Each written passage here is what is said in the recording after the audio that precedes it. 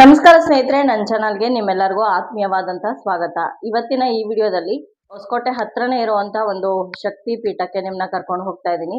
ಈ ದೇವಸ್ಥಾನದಲ್ಲಿ ನಿಮ್ಗೆ ಏನೇ ಸಮಸ್ಯೆ ಇದ್ರೂ ಕೂಡ ಅಲ್ಲಿ ಹೋಗಿ 9 ವಾರಗಳು ಕಾಯನ್ನ ಕಟ್ಟೋದ್ರಿಂದ ನಿಮ್ಮ ಎಲ್ಲ ಸಮಸ್ಯೆಗಳು ನಿವಾರಣೆ ಆಗತ್ತೆ ಅಂತ ಹೇಳ್ತಾರೆ. ನಾವಿವತ್ತು ಹೋಗ್ತಾ ಇರೋದು ಕಾಟೇರಮ್ಮ ದೇವಸ್ಥಾನಕ್ಕೆ. ಅದು ಎಲ್ಲಿದೆ, ಹೇಗೆ ತಲುಪಬಹುದು, ಹಾಗೆ ಅಲ್ಲಿನ ವಿಶೇಷತೆ ಏನು ಎಲ್ಲದನ್ನು ಕೂಡ ಈ ವಿಡಿಯೋದಲ್ಲಿ ನಿಮ್ಮ ಜೊತೆ ಹಂಚ್ಕೊಳ್ತೀನಿ. ಬನ್ನಿ ಹಾಗಿದ್ರೆ ವಿಡಿಯೋನ ಶುರು ಮಾಡೋಣ. ಈಗಷ್ಟೇ ಹೊರಟಿದೀವಿ ನಮ್ಮ ಮನೆಯಿಂದ. ಇವಾಗ ದಾಸರಳ್ಳಿ ಹತ್ರ ಇದೀವಿ. ಬೆಂಗಳೂರಿಂದ ಕಾಟೇರಮ್ಮ ದೇವಸ್ಥಾನ ಸುಮಾರು 35ರಿಂದ 40 ಕಿಲೋಮೀಟರ್ ಆಗತ್ತೆ. ಹಾಗೆ ಹೊಸಕೋಟೆಯಿಂದ 11 ಕಿಲೋಮೀಟರ್ ದೂರ ಆಗತ್ತೆ. ಕಂಬಳಿಪುರದ ಹತ್ರ ಇರುವಂತಹ ದೇವಸ್ಥಾನ ಇದು. ಹಾಗೆ ನೀವೇನಾದ್ರೂ ದೇವನಹಳ್ಳಿಯಿಂದ ಬರ್ತೀರಾ ಅಂತಂದ್ರೆ ಒಂದು 15 ಕಿಲೋಮೀಟರ್ ಒಳಗಡೆ ಆಗ್ಬೋದು. 15ರಿಂದ 18 ಕಿಲೋಮೀಟರ್ ಆಗತ್ತೆ. ಇನ್ನು ಈ ಕಾಟೇರಮ್ಮ ದೇವಸ್ಥಾನದಲ್ಲಿ ತೀರ್ಥ ಸ್ನಾನವನ್ನ ಮಾಡಿ ಆ ದೇವಸ್ಥಾನದ ಹತ್ರದಲ್ಲೇ ಇರುವಂತ ಒಂದು ಆಲದ ಮರಕ್ಕೆ ತೆಂಗಿನಕಾಯನ್ನ ಕಟ್ಟೋದ್ರಿಂದ ನಿಮ್ಗೆ ಯಾವುದೇ ರೋಗ ರುಜಿನಗಳಿದ್ರು ಕೂಡ, ಹಾಗೆ ನಿಮ್ಗೇನಾದ್ರೂ ಮಾಟ ಮಂತ್ರದ ಸಮಸ್ಯೆಗಳಿಂದ ಬಳಲ್ತಾ ಇದ್ರೆ, ನಿಮ್ಗೆ ಯಾವ್ದಾದ್ರು ಒಂದು ಸಮಸ್ಯೆ ನಿವಾರಣೆ ಆಗ್ಬೇಕು ಅಂತ ಇದ್ರೆ ಅದೆಲ್ಲವೂ ಕೂಡ ನಿವಾರಣೆ ಆಗತ್ತೆ ಅಂತ ಹೇಳ್ತಾರೆ. ತುಂಬಾನೇ ಪವರ್ಫುಲ್ ದೇವಸ್ಥಾನ. ನಾವು ಕೂಡ ಮೊದಲನೇ ಸಲ ಹೋಗ್ತಾ ಇರೋದು. ಹಾಗೆ ತುಂಬಾ ಜನ ಇಲ್ಲಿ ಈ ದೇವಸ್ಥಾನಕ್ಕೆ ನಡ್ಕೊಳ್ತಾರೆ. ಅವ್ರಿಗೇನಾದ್ರೂ ಒಂದು ಕೆಲಸ ಆಗಿದ್ರೆ ಆ ದೇವಸ್ಥಾನದಲ್ಲೇ ಬಂದು ದೇವಿಗೆ ಬಲಿಯನ್ನ ಕೊಟ್ಟು ಅನ್ನದಾನವನ್ನ ಮಾಡ್ತಾರೆ. ಹಾಗೆ ಕೆಲವರು ಮಕ್ಕಳಾಗದೆ ಇರೋರು ಮಕ್ಕಳು ಆದ್ರೆ ಅಲ್ಲಿ ಬಂದು ನಾಮಕರಣ ಮಾಡುವಂತದ್ದು. ಬನ್ನಿ ಹಾಗಿದ್ರೆ ಕಾಟೇರಮ್ಮ ದೇವಸ್ಥಾನದ ಸಂಪೂರ್ಣ ಮಾಹಿತಿನ ಈ ವಿಡಿಯೋದಲ್ಲಿ ತಿಳ್ಕೊಳ್ಳೋಣ. ಕಾಟೇರಮ್ಮ ದೇವಿ ದೇವಸ್ಥಾನ ಇರೋದು ಬೆಂಗಳೂರು ಗ್ರಾಮಾಂತರ ಜಿಲ್ಲೆಯ ಹೊಸಕೋಟೆ ತಾಲೂಕಿನ ಕಂಬಳಿಪುರ ಅನ್ನೋ ಒಂದು ಗ್ರಾಮದಲ್ಲಿ. ನೀವೇನಾದ್ರೂ ಬೆಂಗಳೂರಿಂದ ಈ ದೇವಸ್ಥಾನ ತಲುಪಬೇಕು ಅಂತಂದ್ರೆ ಮೆಜೆಸ್ಟಿಕ್ ಇಂದ ಹೊಸಕೋಟೆಗೆ ಹೋಗುವಂತ BMTC ಬಸ್ ಅಲ್ಲಿ ಹೊಸಕೋಟೆಯನ್ನ ತಲುಪಿ ಅಲ್ಲಿಂದ ನೀವು ಆಟೋ ಮಾಡ್ಕೊಂಡು ಈ ದೇವಸ್ಥಾನಕ್ಕೆ ಹೋಗ್ಬೋದು. ಹೊಸಕೋಟೆಗೆ ಹೋಗುವಂತ ಸುಮಾರಷ್ಟು ಬಸ್ಗಳು ಮೆಜೆಸ್ಟಿಕ್ ಇಂದ ಹೊರಡುತ್ತೆ. ಅಲ್ಲಿಂದ ನೀವು ಹೊಸಕೋಟೆಗೆ ಹೋಗಿ ಆರಾಮಾಗಿ ಈ ದೇವಸ್ಥಾನವನ್ನ ತಲುಪಬಹುದು. ಇನ್ನು ಓನ್ ವೆಹಿಕಲ್ ಅಲ್ಲಿ ಈ ದೇವಸ್ಥಾನಕ್ಕೆ ಬರ್ತೀರಾ ಅಂತಂದ್ರೆ 2 ದಾರಿ ಮುಖಾಂತರ ನೀವು ಹೋಗ್ಬೋದು. ಒಂದು ಹೆಬ್ಬಾಳ್ KR ಪುರಂ ಮೇಲೆ, ಮತ್ತೊಂದು ದೇವನಹಳ್ಳಿಗೆ ಹೋಗಿ ಅಲ್ಲಿಂದ ನೀವು ಹೊಸಕೋಟೆಗೆ ಹೋಗಿ ಹೊಸಕೋಟೆಯಿಂದ ಕಂಬಳಿಪುರವನ್ನ ತಲುಪಬಹುದು. ಇನ್ನು ಬಾಗ್ಲೂರ್ ಕಡೆಯಿಂದನೂ ಕೂಡ ಈ ದೇವಸ್ಥಾನಕ್ಕೆ ನೀವು ಹೋಗ್ಬೋದು.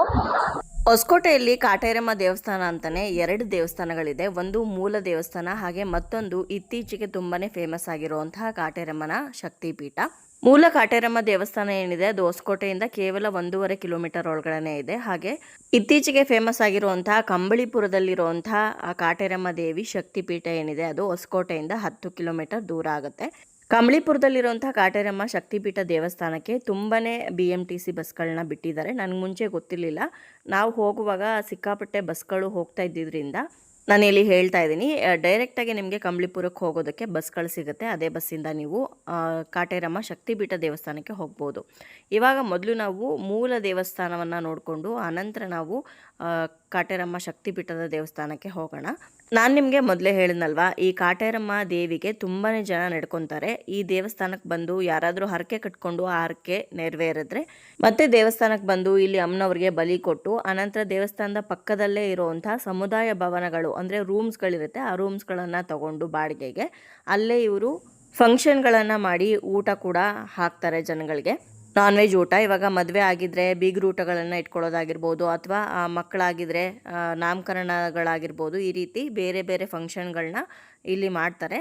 ನಾನಿಲ್ಲಿ ಸಮುದಾಯ ಭವನದ ನೇಮು ಹಾಗೆ ಅವರ ನಂಬರ್ ಕೂಡ ಕೊಟ್ಟಿದ್ದೀನಿ. ನಿಮ್ಗೇನಾದರೂ ಅಲ್ಲಿ ಹೋಗಿ ಸೇವೆ ಸಲ್ಲಿಸಬೇಕು ಅಂತಂದರೆ ಅವ್ರನ್ನ ಕಾಂಟ್ಯಾಕ್ಟ್ ಮಾಡಿ ರೂಮ್ ತಗೊಂಡು ಬನ್ನಿ. ಹಾಗಿದ್ರೆ ಮೊದಲು ಮೂಲ ಕಾಟೇರಮ್ಮ ದೇವಿಯ ದೇವಸ್ಥಾನಕ್ಕೆ ಹೋಗಿ ಅಲ್ಲಿ ಅಮ್ಮನವರ ದರ್ಶನ ಮಾಡೋಣ.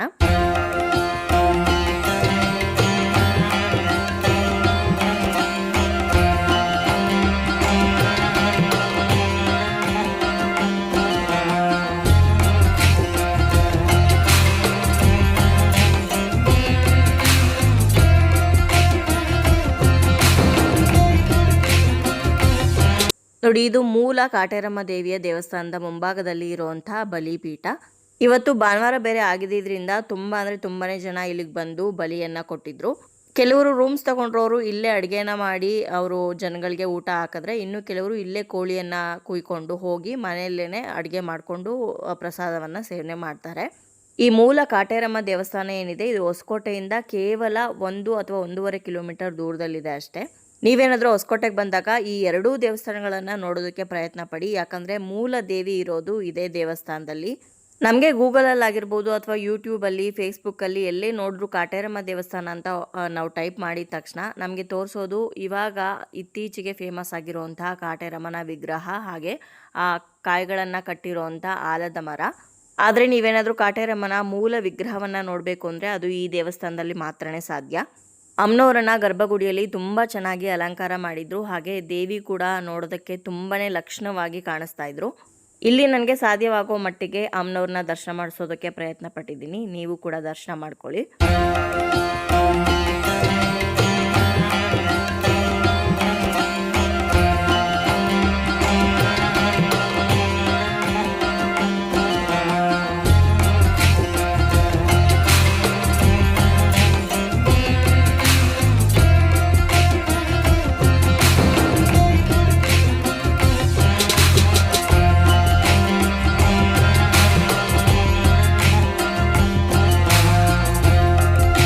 ನೋಡಿ, ಅಮ್ಮನವ್ರನ್ನ ಪೂರ್ತಿ ಹೂಗಳಿಂದ ಅಲಂಕಾರ ಮಾಡಿದ್ದಾರೆ. ನೋಡೋದಕ್ಕೂ ಕೂಡ ತುಂಬಾ ಅದ್ಭುತವಾಗಿ ಕಾಣಿಸ್ತಾ ಇದ್ರು.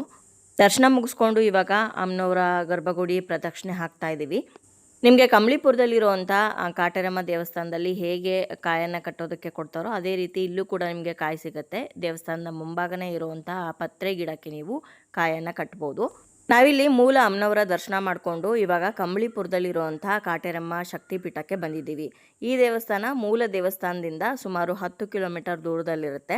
ನೀವು ಆಟೋದಲ್ಲಿ ಕೂಡ ಬರ್ಬೋದು ಅಥವಾ ಬಸ್ಗಳು ಬರ್ತಾ ಇರುತ್ತೆ, ಟೈಮಿಂಗ್ಸ್ ಗೊತ್ತಿಲ್ಲ, ಆ ಬಸ್ಗಳಿಗೆ ವೆಯ್ಟ್ ಮಾಡಿ ಬಸ್ಗಳ ಮುಖಾಂತರ ಕೂಡ ಈ ದೇವಸ್ಥಾನವನ್ನು ತಲುಪ್ಬೋದು.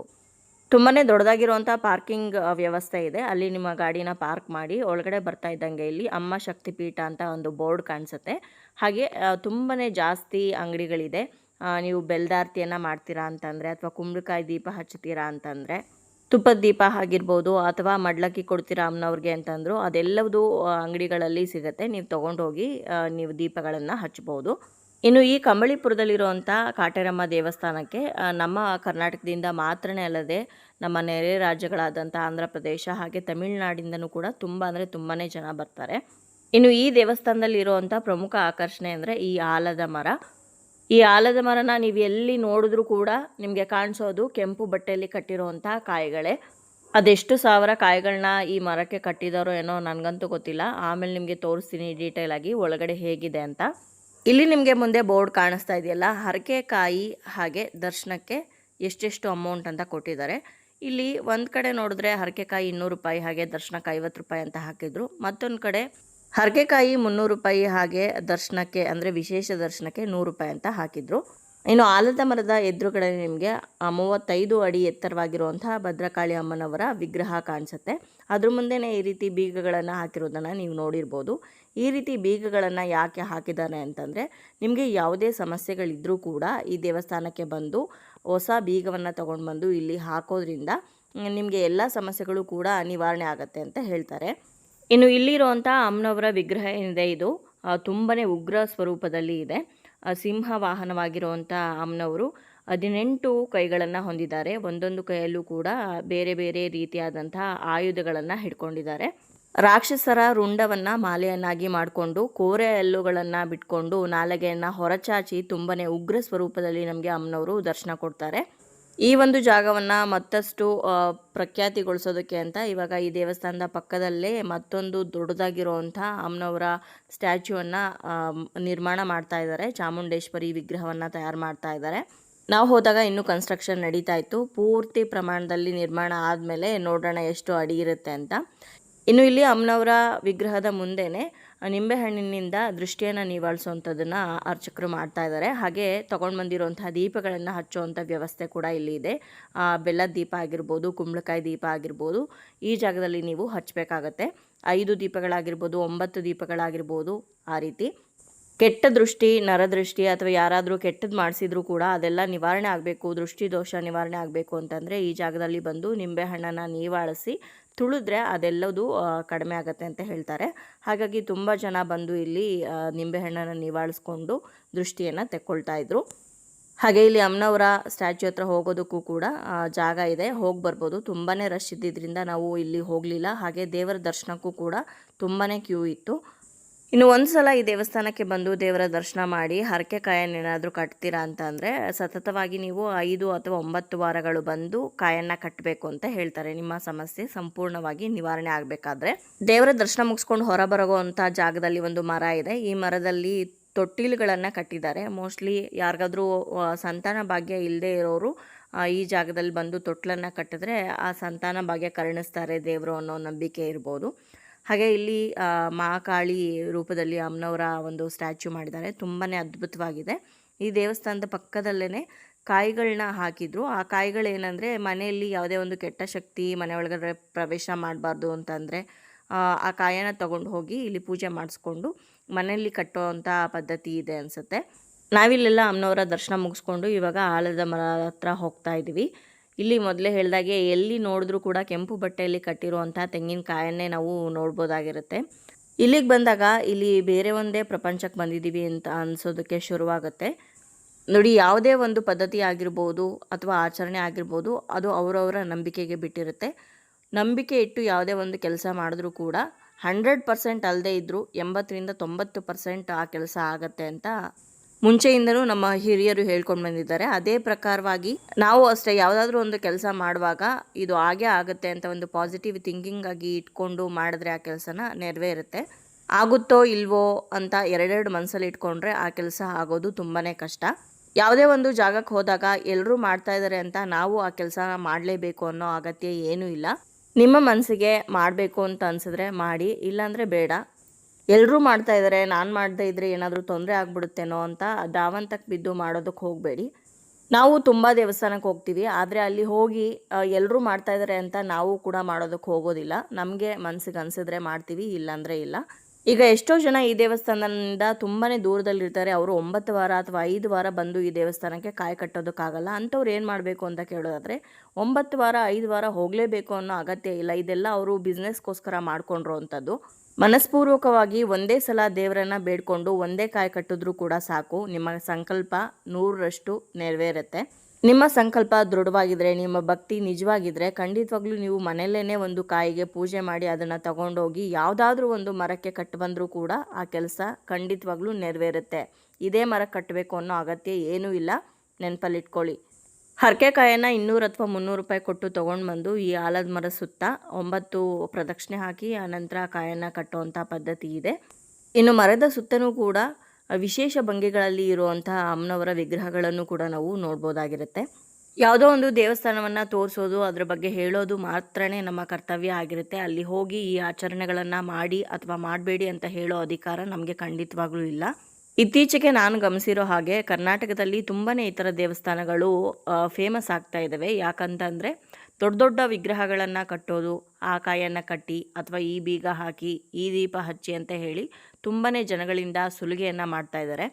50-60 ರೂಪಾಯಿ ಇರುವಂಥ ತೆಂಗಿನಕಾಯನ್ನು ನೀವು ದೇವರ ಹೆಸರು ಹೇಳಿ 200 ರೂಪಾಯಿ 300 ರೂಪಾಯಿಗೆ ಕೊಟ್ಟು ಅವ್ರಿಗೆ ಯಾಮಾರಿಸ್ತಾ ಇದ್ದೀರಾ ಅಂತಂದರೆ ನಮ್ಮ ಅಮಾಯಕ ಜನರ ಪರಿಸ್ಥಿತಿ ನೆನೆಸ್ಕೊಂಡ್ರೆ ನಿಜಕ್ಕೂ ಬೇಜಾರಾಗತ್ತೆ.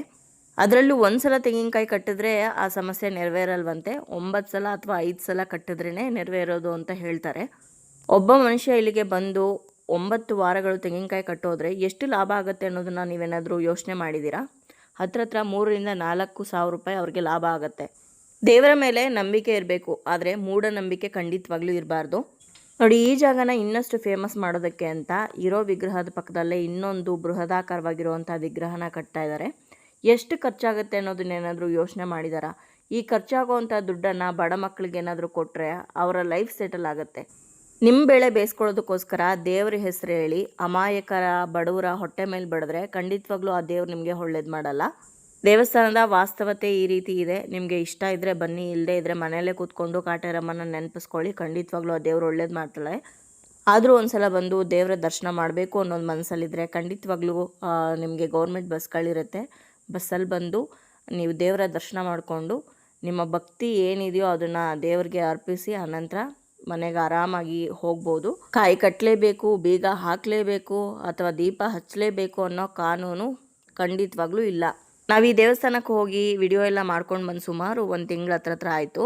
ಆ್ಯಕ್ಚುಲಿ ನಾವು ಇಲ್ಲಿಗೆ ಅಂತ ಬಂದಿರಲಿಲ್ಲ. ಮೂಲ ಕಾಟೇರಮ್ಮ ದೇವಸ್ಥಾನ ಏನಿದೆ ಆ ದೇವಸ್ಥಾನಕ್ಕೆ ಒಂದು ಫಂಕ್ಷನ್ ಇದ್ದಿದ್ದ ಕಾರಣ ಆ ಫಂಕ್ಷನ್ ಮುಗಿಸ್ಕೊಂಡು ಹಾಗೆ ದೇವಸ್ಥಾನನೂ ಕೂಡ ನೋಡ್ದಂಗೆ ಆಗುತ್ತೆ ಅಂತ ಬಂದಿದ್ದು. ವಿಡಿಯೋ ಇದ್ದರೂ ಕೂಡ ನನಗೆ ಎಡಿಟ್ ಮಾಡಿ ವಾಯ್ಸ್ ಓವರ್ ಕೊಟ್ಟು ಅಪ್ಲೋಡ್ ಮಾಡೋದಕ್ಕೆ ಮನಸ್ಸೇ ಬರಲಿಲ್ಲ. ಹಾಗಾಗಿ ತಡ ಆದರೂ ಪರವಾಗಿಲ್ಲ, ಜನರಿಗೆ ವಾಸ್ತವತೆನ ಅರ್ಥ ಮಾಡಿಸ್ಬೇಕು ಅನ್ನೋ ಒಂದೇ ಒಂದು ಕಾರಣಕ್ಕೋಸ್ಕರ ಈ ವಿಡಿಯೋನ ಅಪ್ಲೋಡ್ ಮಾಡ್ತಾ ಇದ್ದೀನಿ. ಈಗ ತುಂಬ ಜನ ಈ ದೇವಸ್ಥಾನಕ್ಕೆ ಹೋಗಿ ಅವ್ರಿಗೆ ಒಳ್ಳೇದಾಗಿರೋದು ಕೂಡ ಇರ್ಬೋದು, ನಾನಿಲ್ಲ ಅಂತ ಹೇಳ್ತಾ ಇಲ್ಲ. ನಾನು ಮೊದಲೇ ಹೇಳಿದ್ನಲ್ವ, ನಿಮ್ಮ ನಂಬಿಕೆ ಹಾಗೆ ನಿಮ್ಮ ಸಂಕಲ್ಪ ಅನ್ನೋದು ದೃಢವಾಗಿದ್ದರೆ ನೀವು ಯಾವುದೇ ಕಾಯಿ ಕಟ್ಟದೆ ಇದ್ದರೂ ಕೂಡ ಅದು ಖಂಡಿತವಾಗ್ಲೂ ನೆರವೇರುತ್ತೆ ಅಂತ. ಆದರೆ ನಮಗೇನು ಬೇಜಾರಾಗಿದ್ದು ಅಂತಂದರೆ, ಇಲ್ಲಿಗೆ ಎಲ್ಲರೂ ದುಡ್ಡಿರೋರೇ ಬರಲ್ಲ, ತುಂಬ ಬಡವರು ಕೂಡ ಬರ್ಬೋದು. ಅವ್ರ ಹತ್ರ ದುಡ್ಡು ಇರುತ್ತೋ ಇಲ್ವೋ, ಯಾರಾದರೂ ಒಬ್ಬರು ಹಾಗೇ ಆಗುತ್ತಂತೆ ಕೆಲಸ 9 ವಾರಗಳು ಕಟ್ಟಲೇಬೇಕು ಅಂತ ಏನಾದರೂ ಹೇಳ್ಬಿಟ್ರೆ, ಹೆಂಗಾದರೂ ಮಾಡಿ ಪರವಾಗಿಲ್ಲ ನಮ್ಮ ಸಮಸ್ಯೆ ತೀರಿದ್ರೆ ಸಾಕು ಅಂತ ಅಂದ್ಬಿಟ್ಟು ಅಷ್ಟೆಲ್ಲ ದುಡ್ಡು ಖರ್ಚು ಮಾಡ್ಕೊಂಡು ಅಲ್ಲಿಗೆ ಬರೋದಲ್ಲ ಅಂತ ಅಂದ್ಬಿಟ್ಟು ದೇವಸ್ಥಾನಕ್ಕೆ ಕಾಯಿ ಕಟ್ಟೋದನ್ನು ಕೂಡ ಮಾಡ್ತಾರೆ. ಅವರು ಸಾಲ ಮಾಡಿಕೊಂಡು ಸೂಲ ಮಾಡಿಕೊಂಡು ಸಮಸ್ಯೆ ಬಗೆಹರಿದ್ರೆ ಓಕೆ, ಆದರೆ ಬಗೆಹರಿಲಿಲ್ಲ ಅಂತಂದರೆ ಇರೋ ಸಮಸ್ಯೆಗೆ ಇನ್ನಷ್ಟು ಸಾಲ ಸೋಲ ಮಾಡಿಕೊಂಡು ಅವ್ರ ಸ್ಥಿತಿ ಇನ್ನೂ ಅಷ್ಟು ಹದಗೆಡುತ್ತೆ ಅಂತ ನನ್ನ ಭಾವನೆ. 5 ವಾರನೋ 9 ವಾರನೋ ಕಷ್ಟಪಟ್ಟು ಹೋಗಿ ತೆಂಗಿನಕಾಯಿ ಕಟ್ಟಿ ಬಂದರು ಅಂತಲೇ ಅಂದ್ಕೊಳ್ಳಿ, ಆ ಸಮಸ್ಯೆ ಬಗೆಹರಿಲಿಲ್ಲ ಅಂದರೆ ಜನರ ಮನಸ್ಸಿಗೆ ಒಂದು ಯೋಚನೆ ಬರುತ್ತೆ. ಅದೇನೆಂದರೆ, ಅಯ್ಯೋ ಎಷ್ಟು ಮಾಡಿದ್ರು ಅಷ್ಟೇ ಬಿಡು, ಯಾವ ದೇವರಿದ್ದಾನೆ, ನಾನು ಎಷ್ಟೆಲ್ಲ ಮಾಡಿದೆ ನನಗೇನು ಕಡಿಮೆ ಆಗಲೇ ಇಲ್ಲ ಸಮಸ್ಯೆಗಳು ಅನ್ನೋದೊಂದು ಭಾವನೆ ಮನಸ್ಸಿಗೆ ಬಂದರೆ ದೇವರನ್ನು ದ್ವೇಷಿಸೋದಕ್ಕೆ ಶುರು ಮಾಡ್ತಾರೆ. ಹಾಗಾಗಿನೇ ನಾನು ಹೇಳ್ತಾ ಇರೋದು, ನಿಮಗೆ ನಂಬಿಕೆ ಇದ್ದರೆ ಮಾಡಿ, ನಂಬಿಕೆ ಇಲ್ಲದೆ ಇದ್ದರೆ ಖಂಡಿತವಾಗ್ಲೂ ಮಾಡೋದಕ್ಕೆ ಹೋಗಬೇಡಿ.